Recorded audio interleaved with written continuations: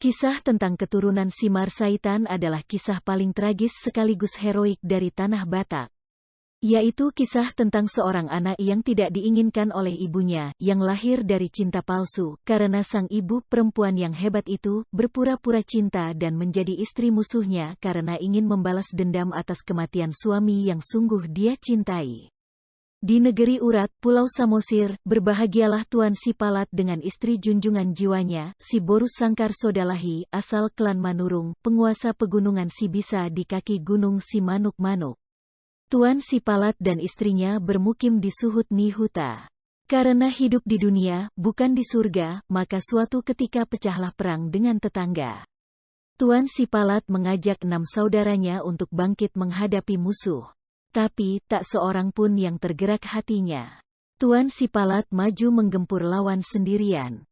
Ia kalah, ditawan, kepalanya dipancung, dan oleh panglima dari suku pemenang, sebagai penghinaan tiada taraf, kepalanya ditanam, dijadikan alas tangga batu menuju rumahnya. Dan, martabat klan yang kalah perang itu benar-benar terinjak-injak lagi ketika si Borus Sangkar Sodalahi membuat geger marga membikin malu negeri. Bayangkanlah, dia main mata, bercumbu rayu, dan kawin pula dengan kepala suku yang memenggal kepala suami pujaannya. Sehari-hari pekerjaannya menenun. Dalam belayan suaminya yang baru, si Borus Sangkar Sodalahi menenun ulos lebih rajin lagi, dan hasilnya lebih indah pula.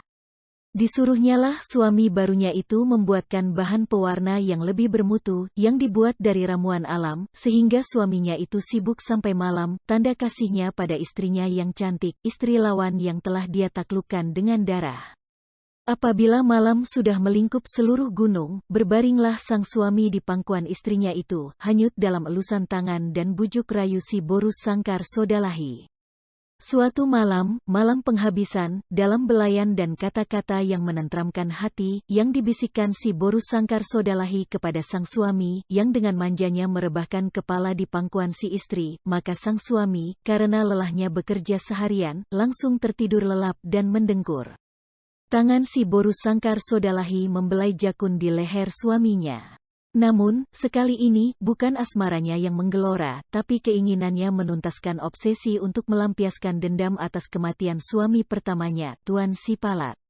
Terkesiap darahnya, dia menoleh ke kiri dan ke kanan seraya diam-diam menyisipkan tangan ke bawah tikar.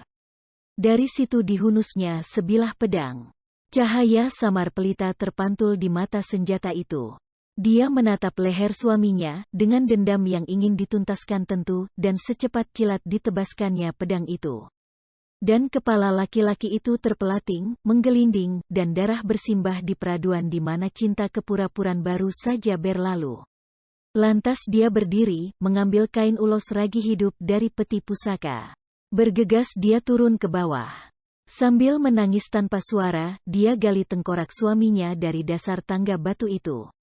Dibungkusnya tengkorak itu dengan ulos pusaka.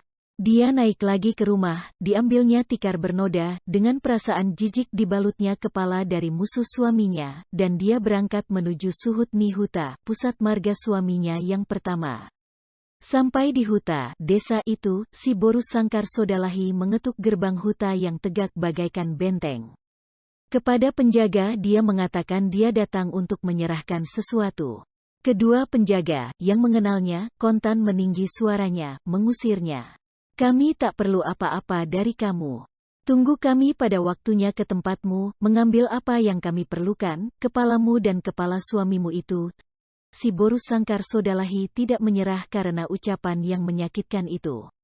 Niatnya tak tergoyahkan. Lalu, kepada penjaga mengatakan dia harus bertemu dengan kepala marga dan percayalah bahwa dia tidak akan pergi sebelum diizinkan masuk. Wali adat pun dibangunkan, perundingan digelar di antara mereka. Hasilnya, si Borus Sangkar Sodalahi diperkenankan masuk menghadap. Malam ini saya membawa kembali leluhurmu, kembali pulang ke rumah ini, melunasi utang batin yang tertimpa di atas kepalamu semua, ucap si Borus Sangkar Sodalahi mantap seraya melepas gendongan dan dengan takzim menggelar tengkorak suaminya yang pertama. Inilah junjungan kita, yang saya tebus kehormatannya, dengan syahdu katanya pula. Kamu jadi saksi sekarang, apakah saya pengkhianat ataukah istri yang setia sampai mati? Pemimpin rapat adat diam bagai paku. Yang hadir hanya bisa menangis memandangi tengkorak yang tergeletak dalam kebesaran ulos. Selang beberapa lama, dilaksanakanlah upacara adat untuk membersihkan nama perempuan yang gagah berani menerjang langit itu. Kedudukannya di dalam marga dipulihkan, dan anak yang dikandungnya dianggap sebagai darah daging kami sendiri, oleh karena ia adalah buah bisikan roh leluhur. Maka, lahirlah seorang anak laki-laki, dan diberi nama Simarsaitan, yang salah seorang keturunannya kelak dikenal sebagai sastrawan besar dunia dari tanah Batak, Sitor Situmorang.